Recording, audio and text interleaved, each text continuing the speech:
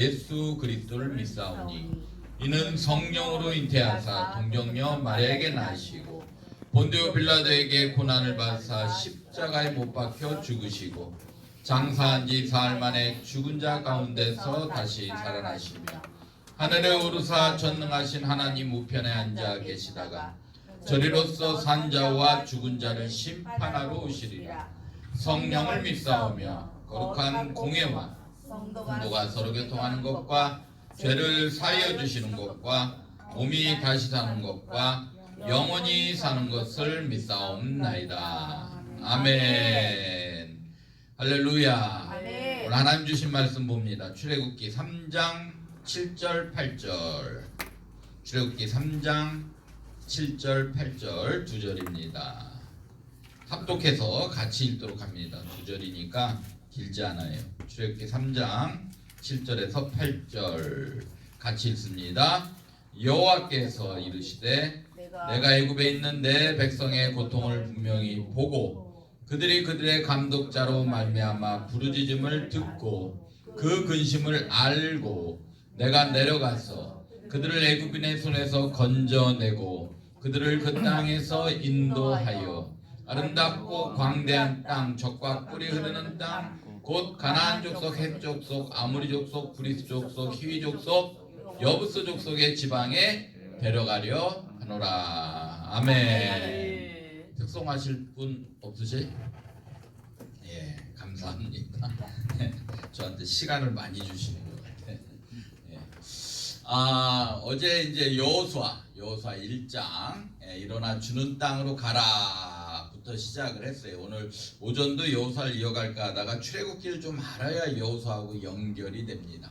결국 하나님께서 모세가 죽고 여호수아를 통해서 가나안 땅까지 인도를 하는데 조건이 뭐라 그랬어요? 마음, 생각, 언어, 행동 이걸 잘 다스려라. 그리고 여호수아를 통해서 가나안 땅은 그냥 주는 땅이 아니라 정복해서 차지해야 되는 땅이다 라고 말씀을 합니다. 근데 그 약속들이 벌써 출애굽 모세를 통해서 그대로 구속사적으로 행해지고 있다라는 거예요. 어제도 말씀드렸지만 구속사라는 게 뭐예요? 나에게 일어나는 모든 일에는 우연이 없다라는 거예요. 모든 것에 하나님의 개입과 섭리가 담겨 있다라는 거예요. 좋은 일이든 나쁜 일이든 또는 생로병사 모든 일에 하나님의 개입이 있다라는 거예요. 우연이 없다라는 거예요. 아멘. 오늘 본문 출애굽기 3장 7절 8절 제목이 뭐냐? 하나님의 구원 경영. 예, 하나님의 구원 경영. 하나님께서 한 사람 한 사람, 한 가정 한 가정, 한 민족 한 민족을 구원시켜서 결국은 하나님의 땅으로 또 궁극적으로는 천국으로 인도하기 위해서 하나님은 지금도 이 방법을 쓰고 있는데 그걸 저는 경영이라고 붙였어요. 하나님의 섭리 안에 그대로 들어가 있다라는 거예요. 오늘 읽은 본문 중에 조금 공부를 좀 하겠습니다. 무슨 붕해한데 공부를 하냐 하는데 또 괜찮아요. 또 해보면 오늘 읽은 본문 중에 동사들이 있어요. 동사가 7개가 있습니다. 예를 들어 아유 죄송해요. 주어가 나오네. 공부시키니까 주어가 나와요. 예. 동사가 있는데 그 중에 보면 예를 들어서 내가 애굽에 있는 내 백성의 고통을 분명히 보고가 있죠. 보고. 예, 이런 식으로 7개가 있어요. 7개. 예, 제가 30초 드릴 테니까 한번 찾아보세요. 7개. 예, 볼펜 있으면 한번 동그라미 치세요. 예, 성경 지저분하다고 걱정하지 마시고 성경 깨끗하다고 또 구원받는 거 아니고 천국 가는 거 아니에요. 보면 첫 번째가 뭐예요? 보고가 있죠. 그 다음에 감독자로 말미암아 부르짖음을 듣고가 있어요. 듣고 그 근심을 알고가 있습니다. 내가 내려가서가 있어요. 내려가서. 그 다음에 애굽인의 손에서 건져내고 그 땅에서 인도하여 마지막에 뭐예요? 데려가려 하노라. 어서 오셔요. 이제 막 시작했어요. 어서 오세요. 자리 잡으세요. 또 다시 해야 되네. 이거 제일 중요한 건데. 출애굽기 오늘 본문이 3장 7절 8절이에요. 그 중에 동사만 동그라미 치면 한번 해봅니다. 보고, 듣고, 알고, 내려가서, 건져내고, 인도하여, 데려가려 하노라. 지금도 하나님은 이 방법대로 한 사람 한 사람을 구원하고 계시고, 한 가정을 구원하고 계시고, 한 민족을 하나님 나라 하나님 제사장으로 삼기 위해서 이 방법 그대로 적용한다라는 거예요. 지금도. 그래서 첫 번째 보고 듣고 알고를 하나로 합치면 보고 듣고 알고 그 다음에 뭐예요? 내려가서 건져내고 인도하여 데려가려나. 5개가 됩니다. 이거를 하나님의 구원 경영 5단계라 그래. 보고 듣고 알고 내려가서 건져내고 인도하여 데려가려 하노라. 이 5단계를 잊으면 안 돼요. 그래서 출애굽기 1장, 2장, 출애굽기는 1장부터 몇 장까지 있어요? 40장까지로 돼 있어요. 40장. 모세가 궁궐에서 살인을 하고 도망간 나이가 40세예요. 그 다음에 광야 생활까지 한 게 80세예요. 그리고 나머지 40년을 쓰임 받았어요. 예수님께서 마귀에게 금식한 날짜가 며칠이에요? 40일이에요.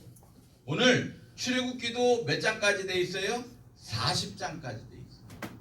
참 성경에는 40이라는 단어가 많이 나와. 그 중에 보고 듣고 알고의 내용이 1장, 2장이에요. 3장부터 11장까지는 뭐예요? 내려가서. 12장이 건져내고 13장부터 24장까지가 인도하여 25장부터 40장까지가 데려가려 하노라. 그래서 출애굽기 1장부터 40장까지가 이 7단어 안에 다 들어있어요. 그 중에 1, 2장에 보고 듣고 알고 이게 중요해요. 그 다음에 11장에 내려가서 12장에 건져내고 어떻게 건져내는지 1장부터 11장까지 그 내용이 잘 되어 있어요. 하나님은 뭘 보고 계셔요? 하나님은 우리의 고통을 보고 계신다라는. 오늘 본문 다시 한번 볼까요? 여호와께서 이르시되 내가 애굽에 있는 내 백성의 고통을 그냥 보는 게 아니고 분명히 보고 내 한 사람 한 사람의 고통을 어떻게 해요? 분명히 보고 계셔요. 하나님 내 고통 아신다니까. 내 작은 신음에도 응답하신 아주 작은 것까지 하나님은 다 그 고통을 보고 계신다라는 거예요. 오늘 이스라엘 백성들의 뭘 알고 계셔요? 뭘 보고 계셔요? 그 고통들. 그 고통이 뭐예요? 애굽에서 노예 생활하는 그 고통. 또 남자 아이가 태어나면 다 어떻게 하라 그랬어요? 죽여야 되는 고통. 나일강에 그래서 모세를 버리게 되죠. 성경을 읽으면서 어떻게 이렇게 정확할까? 나일강에 장자를 다 죽이라고 하니까 산파가 하나님이 두려워서 죽이질 못하고 나일강에 버려요. 근데 마침 누가 건져내요? 바로의 공주가 건져내. 이런 우연이 어디 있어요? 이런 걸 뭐라 그래? 구속사람. 구속. 또 그 모세를 키운 게 누구예요? 모세의 어머니가 키워요. 유모로 그 어머니가 발탁이 돼. 정확한 하나님의 환경의 배열이라는. 구속사라는 게 뭐다? 나에게 일어나는 모든 일에는 우연이 없다라는 거예요. 오래전에 제가 이 간증 했나 모르겠습니다만 새로 오신 분들이 많으니까 다시 한번 들어보세요. 윤형주 장로님이라고 그러세요. 윤형주 장로 아셔요? 네. 그분을 초청을 해가지고 찬양 집회를 하면서 식사를 하면서 그분 간증을 잠깐 들었어요. 찬양도 얼마나 잘하는지, 막 그 옛날에 불렀던 노래들하고 섞어가지고 찬양을 하면서 찬양 집회를 하는데 나이가 거의 70 가까이 되시는데도 엄청나게 미성이야. 얼굴도 되게 잘생겼어요. 그러니까 7, 80년대 그분한테 안 반할 수가 없겠더라고. 아주 그냥 깔끔해요. 그분이 식사하면서 이런 얘기를 해요. 삼풍백화점이 무너진 건 아셔요? 네. 1998년이 7년이 8년이 제 기억으로는 97년으로 알고 있는데 1997년에 상품백화점이 무너졌어요. 아시는 분 아멘. 아멘. 아셔요? 모를 것 같은데? 전 알아요. 네? 우리 청년 아니? 네? 청년 아니? 아니. 집사님이셔? 그럼 권사님? 성도요. 아 성도님? 청년 같아 보이. 청년이면 모를 텐데 1997년이면 제가 대학생 때니까. 네. 하여튼 그때 무너졌어요. 근데 삼풍백화점이 무너질 때 윤영주 장로님이 사모님 그 아내분하고 삼풍백화점에서 만나기로 했대. 이유는 딸이 미국에서 공부를 하는데 한국으로 잠깐 들어왔어요. 쉬러. 그래서 딸이 집에서 요리를 좀 해주십시오 해가지고 거기서 장을 보기로 했대. 삼풍백화점이 어디 있어요? 강남에 있어요. 강남에. 근데 그날 윤영주 장로님은 SBS 공개홀에서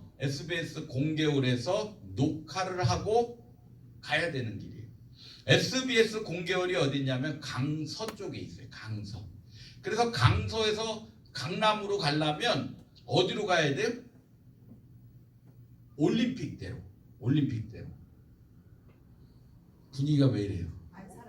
안 살아봤어. 한강은 아셔요? 네. 한강은 아셔요? 네, 있어요. 한강 이쪽이 올림픽대로고 반대쪽이 강변북로예요. 그래서 강서에서 강남으로 가려면 그것도 적는 분은 또 뭐예요? 강서에서 강남으로 가려면 올림픽대로로 가야 되는데 무지하게 막혀. 무지하게. 어제 제가 여기를 들어오는데 조금 늦게 들어왔더니 계속 그 지하차도로 들어오는데 와 너무 막히더라고요. 그 정도로 막혀요. 그 정도. 근데 사모님이 먼저 도착한 거예요. 삼풍백화점에. 먼저 도착하죠. 근데 그게 무너질래니까 공기가 어떻게 해요? 탁하단 말이에요. 벌써 콘크리트 이게 무너질래니까 가루들이 날리기 시작해요. 너무 머리가 아파서 밖으로 나오셨어요. 나와가지고 그때 전화가 이만했잖아요. 이만한 걸 가지고 전화를 해서 내가 머리가 아파서 도저히 안 되겠으니까 집으로 오십시오. 그래서 거의 다 도착을 했는데 이제 강남으로 이렇게 해서 들어가면 되는데 그 전화를 받고 턴을 해서 강북 쪽에 집이 있는데 글로 턴을 했어요. 그리고서 20분도 안 돼서 삼풍백화점이 무너집니다. 삼풍백화점. 그 이후로 그 사모님은 아무리 머리가 아파도 절대 원망불평 안 하신대. 왜? 머리가 아팠기 때문에 살았다는 거예요. 만일 그날 머리가 안 아팠으면 죽었을 수도 있었겠죠. 머리가 아팠기 때문에 빠져나온 거예요. 그래서 원망불평을 안 한대요. 근데 우리는 참 원망불평 은근히 많이 하잖아요. 나도 모르게 원망불평 많이 해요. 부정적인 언어. 웬만함이 아니면 긍정적인 언어를 쓰시기를 주님의 이름으로 축원합니다. 아멘. 왜냐하면 민수기 14장 34절에 뭐라 그러냐면 민수기 14장 27절 28절에 뭐라 그러면 너희가 말한 그대로 내가 행하겠다고 성경은 말하고 있어요. 그러면 그게 구약에만 해당된 게 아니에요. 구약의 말씀은 지금도 그대로 적용되는 줄 믿으시기를 주님의 이름으로 축원합니다. 그렇기 때문에 우리 언어가 굉장히 중요한 거예요. 그래서 어제 여호사 1장을 통해서 영적 전쟁을 어떻게 하라고? 마음, 생각, 세 번째가 언어예요. 언어. 근데 우리는 어때요? 배고프면 배고파 죽겠다. 그 좀 먹여놓으면 배불러 죽겠다. 머리 아파 죽겠다. 오줌 마려 죽겠다. 말끝마다 죽겠다. 그럼 죽을 일만 생겨요. 죽을 일. 근데 그 사모님은 그날 이후로 절대 원망 불평을 안 한대. 아무리 머리가 왜? 머리가 아팠기 때문에 사는 줄 믿으시기 바랍니다. 윤영주 장로님은 그날 이후로 아무리 길이 막혀도 절대 원망 불평 안 한대요. 예, 제가 오늘도 좀 어제도 회개했지만 오면서 막 기름 막히지, 약속 시간이 넘었지, 그냥 제 속으로 목사가 밖으로는 못하고 속으로 그냥 욕도 해버리고 뭐 이놈의 대구 이거 뭐 이렇게 맥히고 말이야, 이거 뭐 이런 놈네가, 그리고 얼마나 회개했는지. 그날 길이 안 막혔으면 어때요? 죽었을 수도 있었다. 그래서 하나님이 덤으로 준 인생이라 해가지고 그분도 찬양 집회 이런 데를 많이 다니시고. 이게 뭐예요? 구속사라. 구속사. 저는 가끔 그 간증을 듣고 앞에 길이 막히면 그런 생각을 해요. 길이 막혔어? 틀림없이 무슨 뜻이 있겠지. 이게 뭐예요? 구속사적 사고라는 거예요. 구속사적 사고. 틀림없이 무슨 뜻이 있겠지. 근데 중요한 게 있어요. 우리의 사고가 구속사적 사고로만 바뀌면 인생이 바뀌기 시작한다라는 거예요. 신앙생활이 바뀌기 시작한다라는 거예요. 문제가 풀리기 시작한다라는 거예요. 틀림없이 무슨 뜻이 있겠지. 제가 구속사 말씀 훈련원 원장이고 목사님들을 구속사 말씀들을 가르치고 있는데 굉장히 중요하더라고요. 우리의 사고가 구속사적으로만 바뀐다면, 그 다음에 우리에게 일어나는 모든 일들을 구속사적으로 풀 수 있는 영적인 눈이 있으면 인생이 바뀌기 시작한다는 거예요. 그러면 불평불만이 나올 게 없어요. 안 좋은 일이 생겨도 반드시 틀림없이 무슨 뜻이 있겠지. 이게 구속사적 사고인 줄 믿으시기 바랍니다. 아멘. 한번 따라해 볼게요. 틀림없이 무슨 뜻이 있겠지. 틀림없이 무슨 뜻이 있겠지. 마스크를 쓰셨으니까 이게 틀에다가 바이브레이션을 좀 넣어야 돼. 바이브레이션을 넣어서 안에서 그냥 끌어올리듯이 그냥 틀림없이 무슨 뜻이 있겠지. 시작. 틀림없이 무슨 뜻이 있겠지. 아멘. 마스크 쓰신 분들은 안 좋은 그 공기를 본인이 다 마시는 거예요. 이게 뭐예요? 구속사적 사고라. 우리에게 일어나는 일에는 우연이 없다. 어제 룻기를 통해서 말씀드렸죠? 룻기를 통해서 우연히 룻이 어디로 가요? 나오미를 쫓아서 다시 베들레헴으로 돌아왔을 때 우연히 보아스의 밭에 가요. 근데 그 다음 절 읽어보면 뭐라 그래요? 마침 거기에 누가 있어요? 보아스가 있어요. 거기서 눈이 맞아서 둘이 나중에 기업 무르기를 통해서 결혼하게 되죠. 거기서 나온 게 누구예요? 오벳이, 이세, 다윗이, 예수 그리스도. 우연이 아니라는 거예요. 성경은 정확한 구속사의 이야기예요. 하나님께서 우리가 볼 때는 정말 지저분한 사람들이지만 구속사의 인물들을 하나님이 정확하게 구속사적으로 사용했고, 지금도 마찬가지로 하나님은 이 구속사적으로 저와 여러분의 삶 가운데, 신앙 가운데 간섭하고 계시다라는 거예요. 우연은 없다라는 거예요. 요셉이 갑자기 오늘 출애굽기에서 구속사 이야기를 하는데 이걸 좀 알고 넘어가야 돼요. 요셉이 팔려갔죠? 팔려갔어요. 왜? 아버지의 총애 때문에 형제들의 질투를 받아요. 우리가 조심해야 돼. 조금 남들이 높여주면 이렇게 그 총애를 받고 할 때 겸손해야지 깐죽거리면 안 돼. 깐죽거리면. 요셉이 지은 죄가 뭐예요? 깐죽죄. 깐죽. 조금 아빠가 이뻐해주고 그러니까 뭐라 그래? 깐죽깐죽.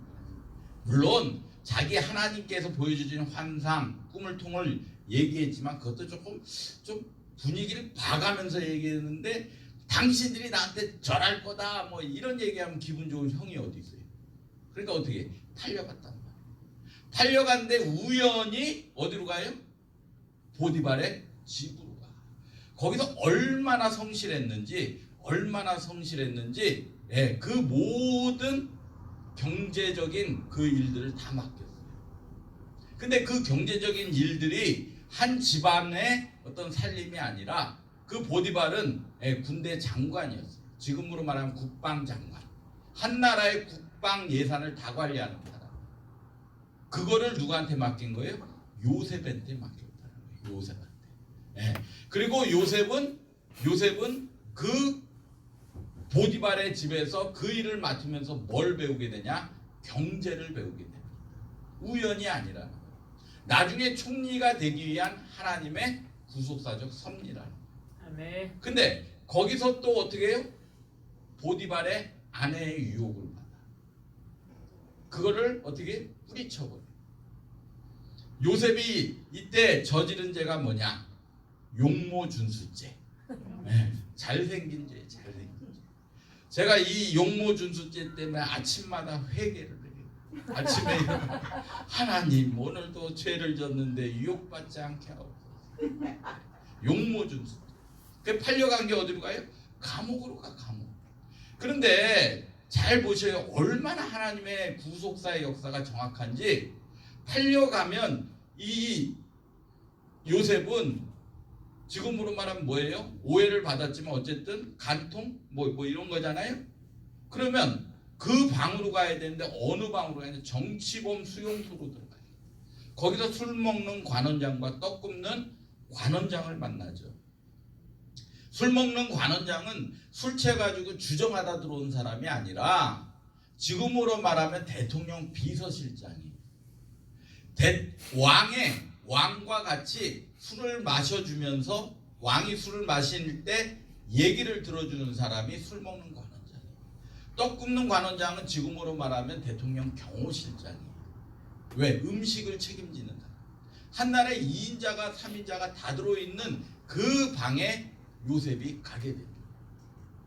우연이 아니라는 거예요. 정확한 하나님의 구속사의 섭리. 거기서 뭘 배워요? 정치를 배워요. 그리고 나중에 중요한 게 있어요. 꿈을 해몽하죠.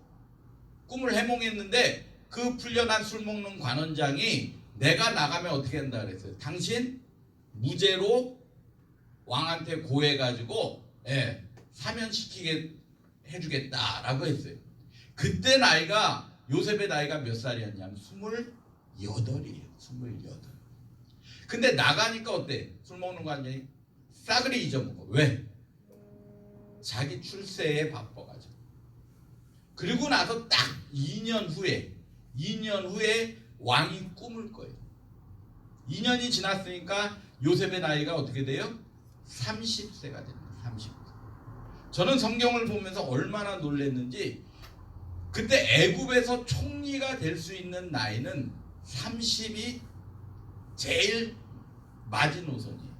만일 28에 잘 들어보셔요. 28에 술 먹는 관원장이 잊어먹지 않고 요셉의 죄를 무죄로 판명을 해줬으면 요셉은 그냥 무고죄로 풀려 나왔을 거예요.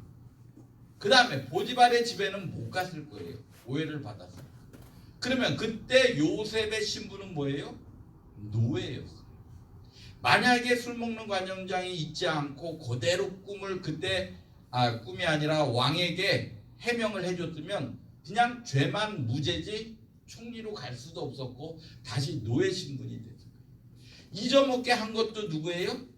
하나님이시라.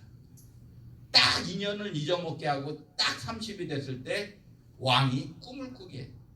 정확한 구속사의 역사라는 거예요. 잊어먹게 하는 것도 하나님이 잊어먹게 해요. 어제 제가 말씀드렸죠. 망각은 하나님 주신 선물이에요. 좀 잊어먹고 살아야 돼. 우리는 안 좋은 일들은 안 잊어먹으려고 그래 그냥. 그리고 날 조금 힘들게 하는 사람은 절대 안 잊어먹어요. 절대 안. 그래서 기도하면서 맨날 저 집사님, 김 집사 좀 하나님 없애주셔요. 그러면 내가 신앙생활 잘하겠습니다. 제가 그랬어요. 개척 초기에 얼마나 힘들게 하는 분인데 하나님 저 김 집사 좀 어떻게 다른 교회 좀 가게 해주세요. 다른 교회 좀. 얼마나 힘들었습니까. 근데 하나님 또 그거에 응답하셔. 어느 날 들이받고 딴 교회 간다고 가버리는데 얼마나 감사한지. 근데 김 집사님 가고 나니까 김 집사라는 사람들이 와가지고 더 힘들게 하거든요. 구속사라는 거는 정확한 하나님의 섭리라는 거예요. 오늘 본문으로 돌아오면 아까 뭐라 그랬어요? 출애굽기 3장 7절 8절 그 동사대로 하나님은 지금도 그대로 행하고 계신데 보고 듣고 알고 내려가서 건져내고 인도하여 데려가라 하노라. 결국 어디로 데려가시는 거예요? 가나안 땅으로 데려가. 어제 말씀드렸듯이 가나안이라는 건 뭐냐? 죽어서 가는 천국뿐만 아니라 죽어서 가는 천국도 맞아요. 틀리다는 게 아니에요. 그게 가나안이에요. 하나님 마지막에 인도하시는. 그런데 더 중요한 거는 죽어서 가는 천국뿐만 아니라 이 땅에서 어디에서요? 이 땅이 중요하다는 거예요. 이 땅. 이 땅에서 하나님 원하는 삶을 사는 거 이게 진정한 가나안의 축복이라는 거예요. 그래서 가나안의 축복을 가장 잘 얘기하는 가나안의 신앙생활을 잘 얘기하는 게 뭐냐? 마태복음 6장 33절에 너희는 먼저 그의 나라와 의를 구하라 그리하면 나머지는 책임져 주겠다. 내가 하나님의 일을 하면 하나님이 누구 일을 해주시는 거예요? 내 일을 해주시는 거예요. 근데 그게 얼마나 정확하고 빠르고 풍성하게 해주시냐? 기본이 30배, 60배, 100배로 주시겠다고 약속하고 있다는. 오늘 본문에 보니까 하나님은 뭐하고 계셔요? 이스라엘 백성의 고통을 분명히 보고 계셔요. 저와 여러분의 고통을 정확하게 보고 계셔요. 안 보시는 것 같아서 다 보고 계셔요. 그리고 이스라엘 백성의 뭐를 들어요? 부르짖음을 듣기를 원하신다라는. 다시 본문 볼까요? 내가 애굽에 있는 내 백성의 고통을 분명히 보고 그냥 보는 것도 아니고 분명히 보고 계셔. 그들이 그들의 감독자로 말미암아 부르짖음을 듣고 감독자로 말미암아 고통받는 그때의 부르짖는 소리를 듣고 계십니다. 우리가 고난이 없으면 절대 부르짖어 기도하지 않아요. 그렇기 때문에 하나님께서 고난을 주는 거예요. 이스라엘 백성들에게 이 고통을 줘야 하나님을 찾고 부르짖고 하나님의 명령대로 출애굽하니까. 근데 이 감독자들이 이스라엘 백성들을 잘 대우해줬으면 과연 출애굽했을까?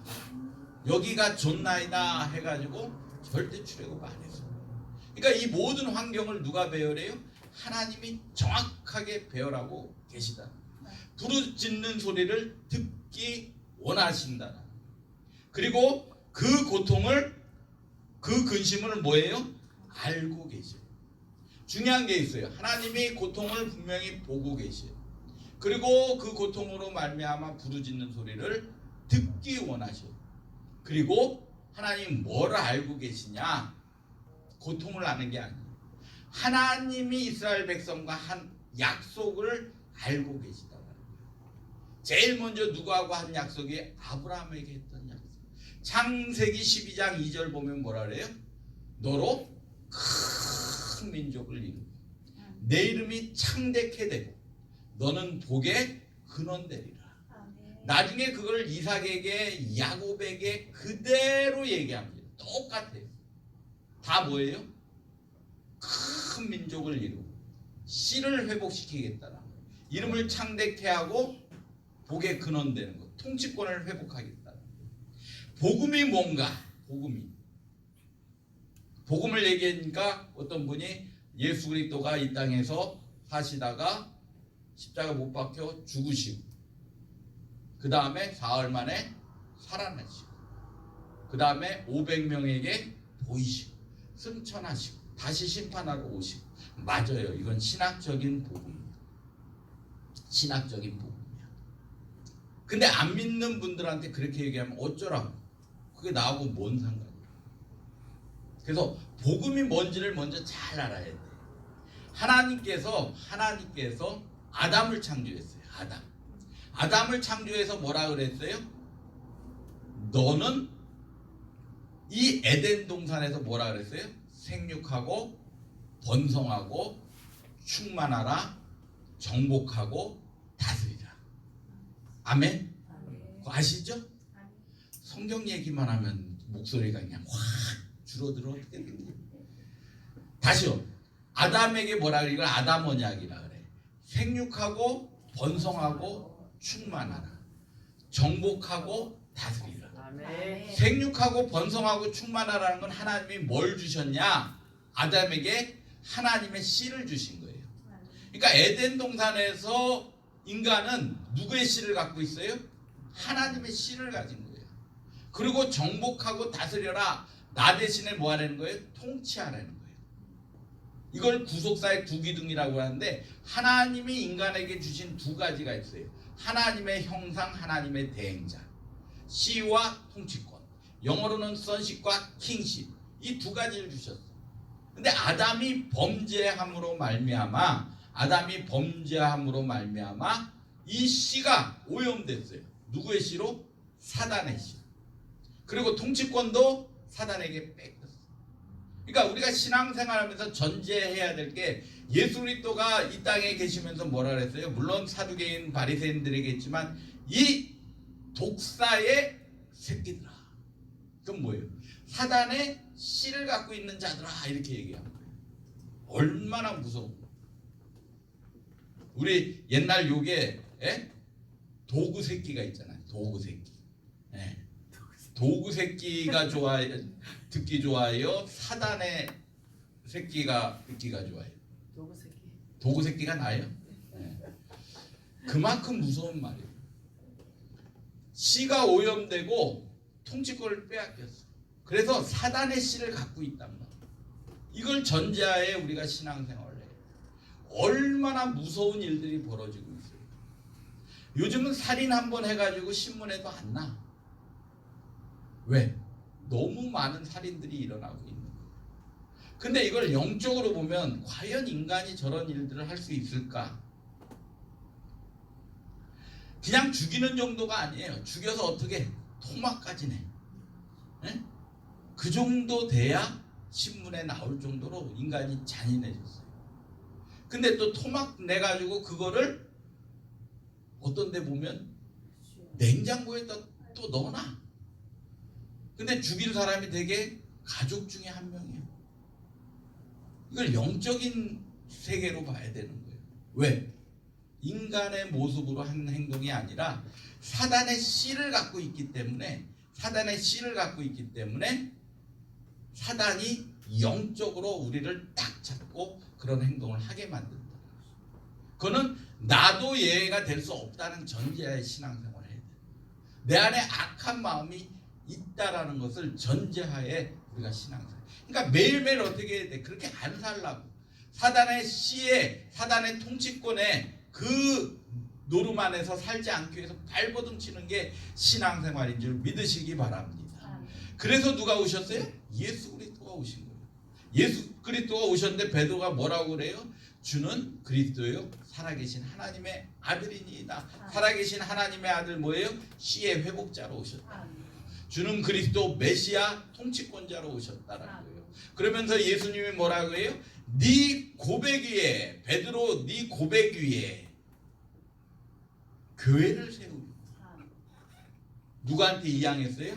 교회에 이양. 그러면 이 씨와 통치권이 있으면 음부의 권세가 이기지 못하리라.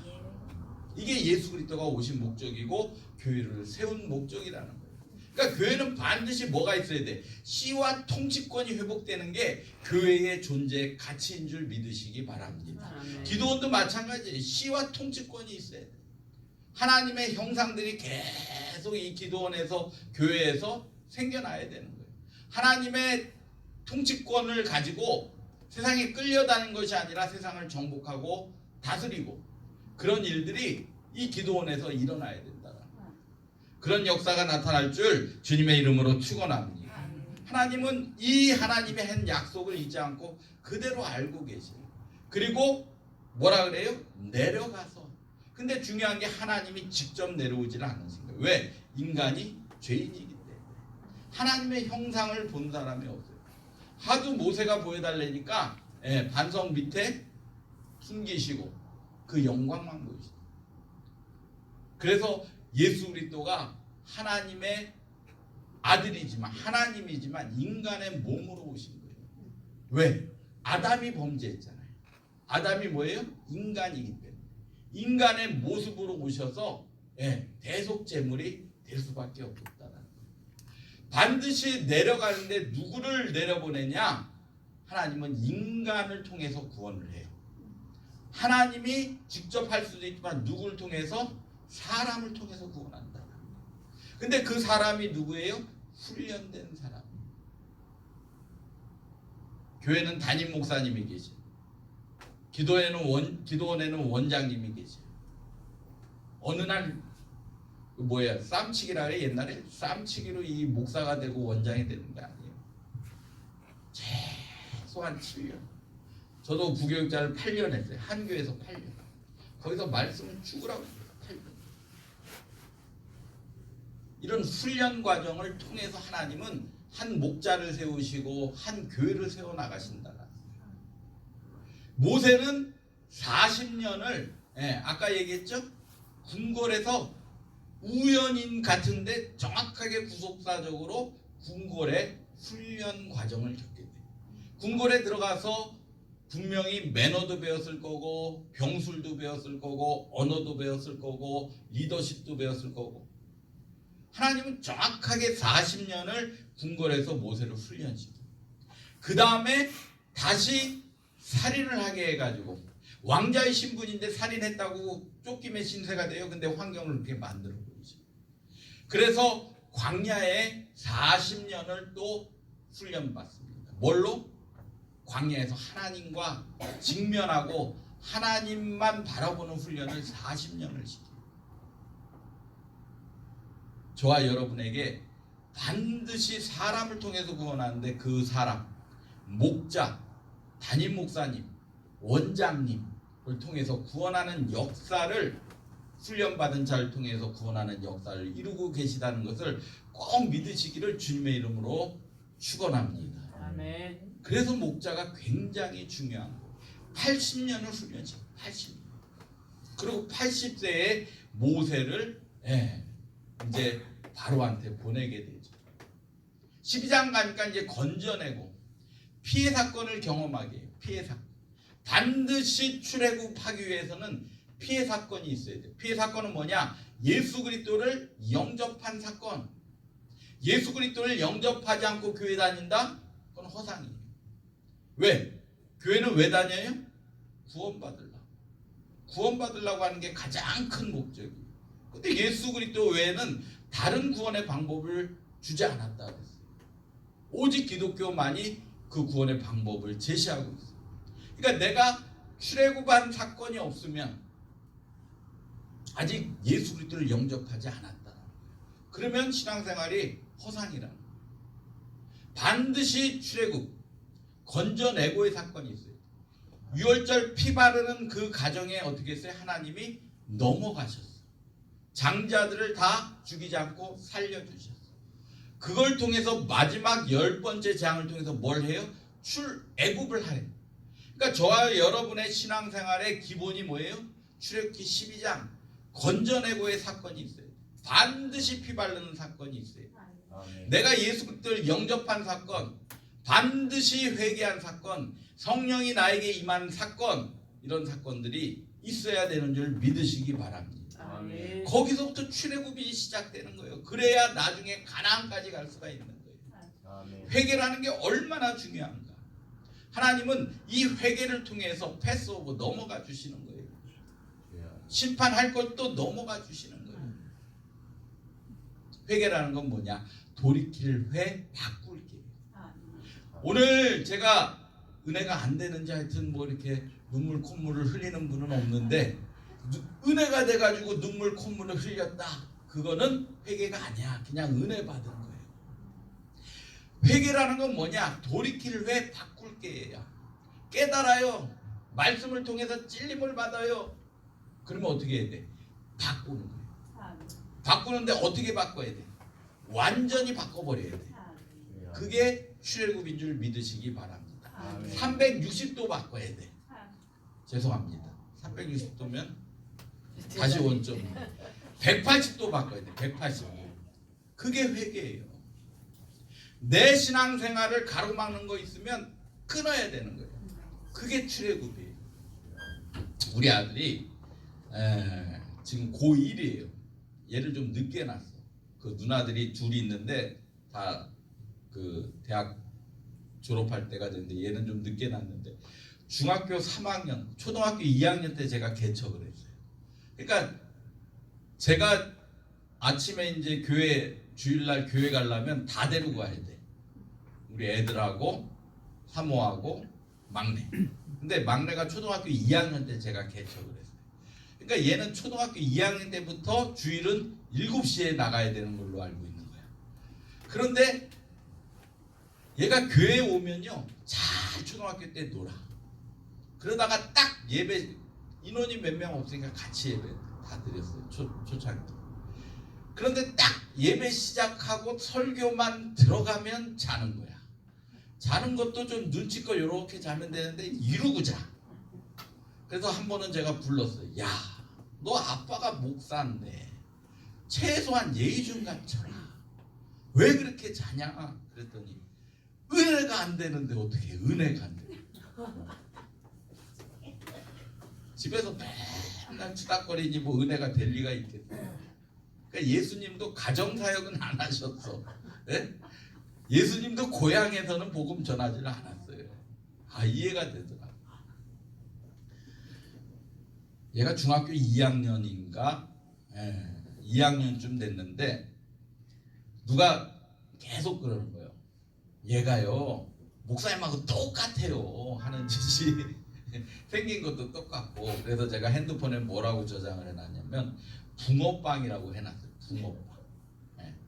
그런데 전화는 잘 안 하고 우린 카톡으로 하니까 얘가 웬일로 전화를 다 했는데 제가 깜빡했어요. 얘를 붕어빵으로 저장하는 거를. 근데 붕어빵 아저씨가 전화가 온 거야. 그래서 내가 붕어빵 아저씨하고 뭔 관계지?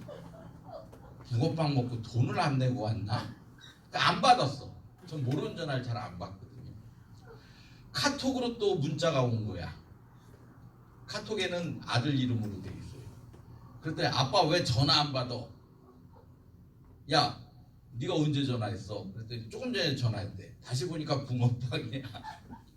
그래 전화를 했죠. 왜 전화했어? 그랬더니 용돈 언제 줘? 그러는 거야. 그러니까 얘는 전화하거나 카톡하는 게 용돈 받는 날 외에는 저하고 별로 그렇게 전화를 할 일이 없는 거예요. 중학교 한 2학년쯤 됐는데요. 아이고 너무너무 힘들어. 교회에서 얘가 좀 말이라도 좀 이렇게 좀 이쁘게 하면 좋은데 그날따라 무슨 행사가 있는데 목사님들이 많이 오시는 거예요. 근데 누가 쌀을 갖고 왔다고. 목사님 요 밑에 쌀이 있는데 여자 목사님이 교회에 쌀 좀 드린다고. 이거 좀 갖고 올라가면 안 돼요? 그래서 아들을 시켰어요. 아들. 이거 입이 대빨 나와가지고 그냥 아빠는 하는 일도 없으면서 나만 시켜오는데 얼마나 제가 민망한지. 하여튼 제 목회 반은 얘가 깨트려 먹어요. 얼마나 화가 나는지. 그러면서도 추절되면서는 갖고 올라왔어요. 근데 제 화가 가라앉지라. 그래도 제가 알아주는 목사인데 이 많은 목사님들 앞에서 아빠는 하는 일도 없고 말이야 이러면서 얼마나 면박을. 너 집에 먼저 가 있어. 화가 제가 가라앉지라. 너 오늘 가면 죽었다는 오늘 요절을 내든지 하여튼 막. 그래서 차 운전하고 가는데요. 카톡이 또 하나가 딱 들어온 거야. 보니까 아들이야. 내용이 뭐냐? 아빠, 오늘 아무래도 내가 잘못한 것 같아. 아무래도 내가 심했지? 한 번만 용서해줘. 가면서 마음이 확 녹아버려. 막 가서 어떻게 혼내? 지가 잘못한 거 아는데. 물론 얘가 머리가 잘 돌아가니까 내가 들어가면 오늘 죽는다라는 걸 아는 거예요. 중학교 2학년. 그러니까 먼저 뭐 한 거예요? 선수 친 거야. 뭐 다음날 뭐 변한 건 하나도 없어. 근데 그날은 제 마음이 진짜 눈녹듯 확 녹아버려. 제가 그걸 보면서 하나님과 우리의 관계는 무슨 관계예요? 아버지와 아들의 관계. 아버지와 아들의 관계. 우리가 잘못했다고 인정하면 고난 중에 징계적 고난이 있어요. 내 행동에 대한 결과. 이스라엘 백성들이 우상 숭배하고 도덕적 타락했을 때 보다 못해가지고 느헤미야를 통해서 경고하죠. 죄송합니다. 예레미야를 통해서 경고를 해. 70년 포로 생활하리라. 그리고 정확하게 바벨론 포로로 갔다가 73년 만에 돌아와요. 그런데 그 잘못을 빨리 깨닫고 회개하면 70년이 7년 만에도 끝나. 7년이 아니라 70일 만에도 끝나. 70이 아니라 일주일 만에도 끝나는 줄 믿으시기 바랍니다. 이게 회개의 능력이에요. 근데 그 회개가 뭐예요? 눈물 콧물 흘리는 게 아니라 돌이킬로 바꾸게. 하나님 그걸 원하십니다.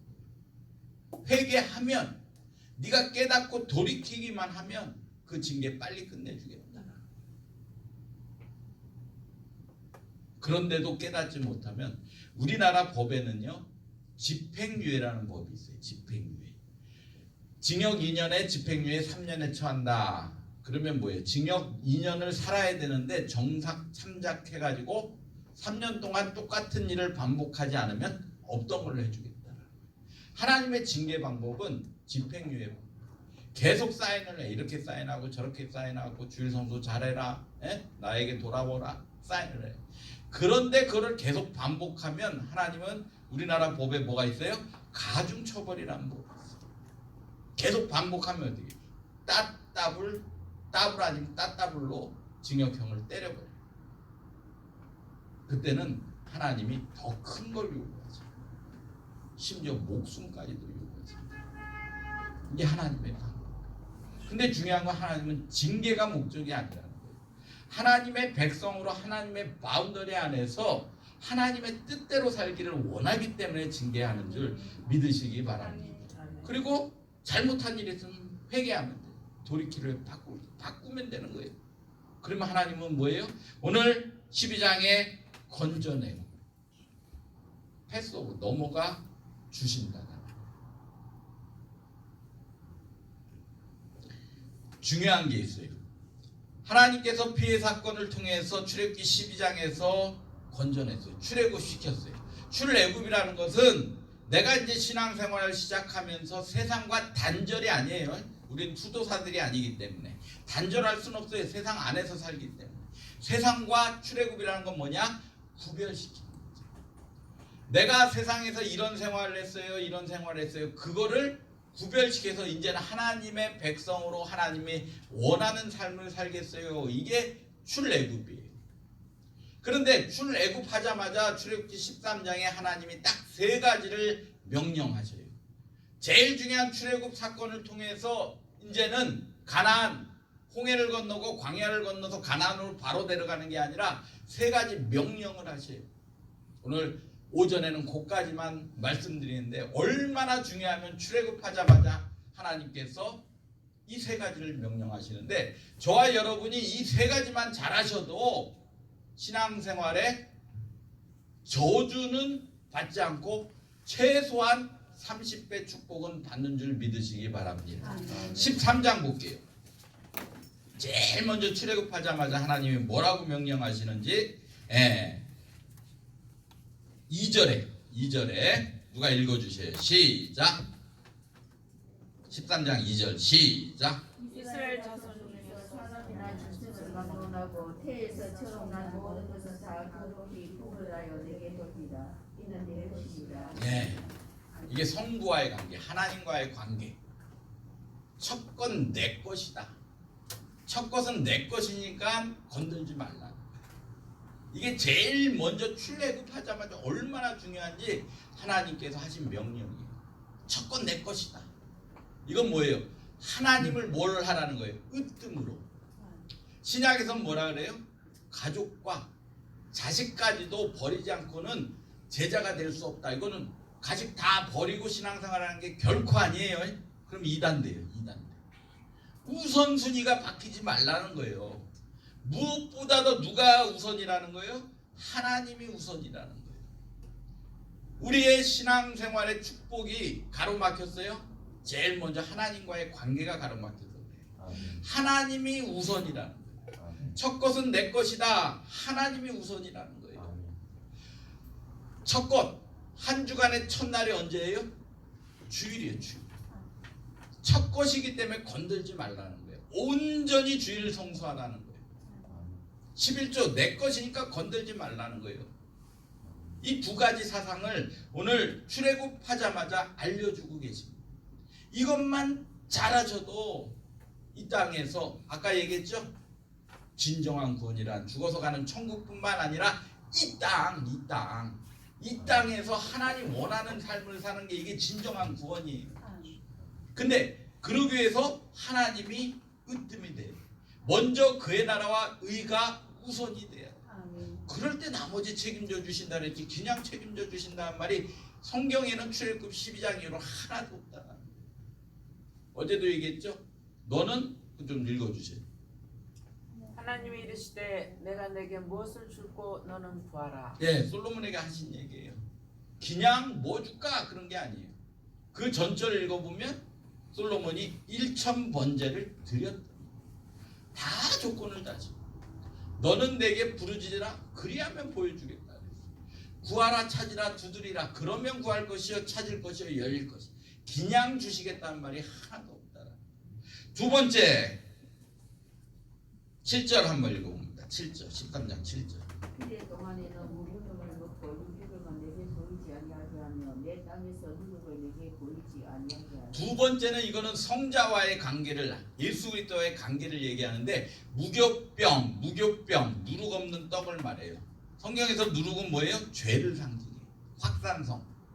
그러니까 하나님은 출애굽했어요. 이제 출애굽했어요. 출애굽 12장을 통해서 출애굽 예수 그리스도를 영접했어요. 회개했어요.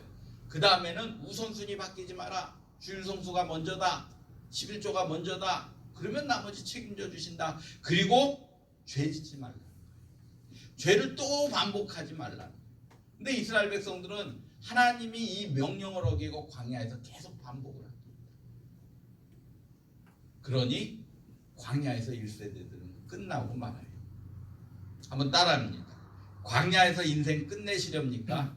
광야에서 인생 끝내시니까. 저와 여러분의 얘기예요. 좀 크게 얘기. 남 얘기처럼 나는 아니라고 생각하는 것 같은데 저와 여러분의 얘기라니까. 다시 광야에서 인생 끝내시렵니까? 광야에서 인생 끝내시렵니까? 아니죠. 가나안까지는 가야지. 아멘. 마지막으로 22절 봅니다. 시작. 낮에는 구름 기둥, 밤에는 불 기둥이 백성 앞에서 떠나지 아니하죠. 이건 성령의 인도함을 따르라는 거예요. 이 세 가지를 명령하시고 출애굽하자마자 너 이제 예수 그리스도를 영접했어, 회개했어. 그래도 내 백성이 됐어. 그러면 세상과 단절이 아니라 뭐예요? 구별시켜야 돼. 그래서 하나님을 으뜸으로 첫 건 내 거야. 건들지 마. 주일 성수가 먼저야. 11조 내 거니까 절대 건들지 마. 온전히 드려. 말라기에서 뭐래? 창고에 부어주신 거 시험까지 하라. 두 번째 누룩 없는 떡. 죄 짓지 마. 반복하지 마. 마지막 성령의 인도함을 좀 따로. 그러면서 홍해로 광야로 이끌어 가고 계시다. 하나님 지금도 이 방법 보고 듣고 알고 내려가서 건져내고 인도하여 데려가려 뒷부분 못했는데 이 방법을 지금 저와 여러분에게 그대로 적용시켜요. 그래서 홍해를 건너게 하시고 홍해는 세례의 예표예요.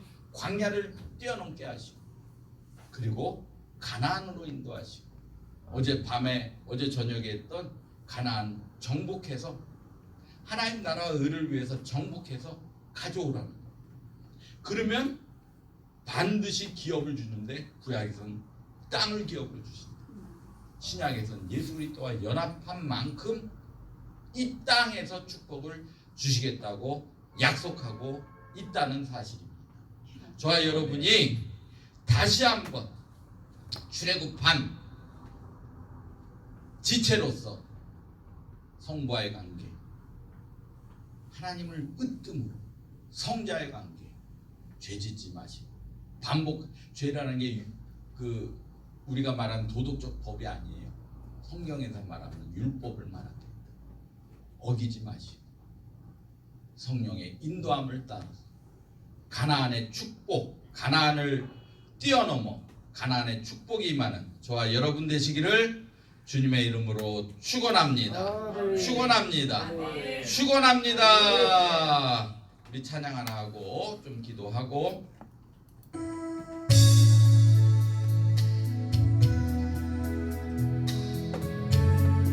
내일 일은 난 몰라요.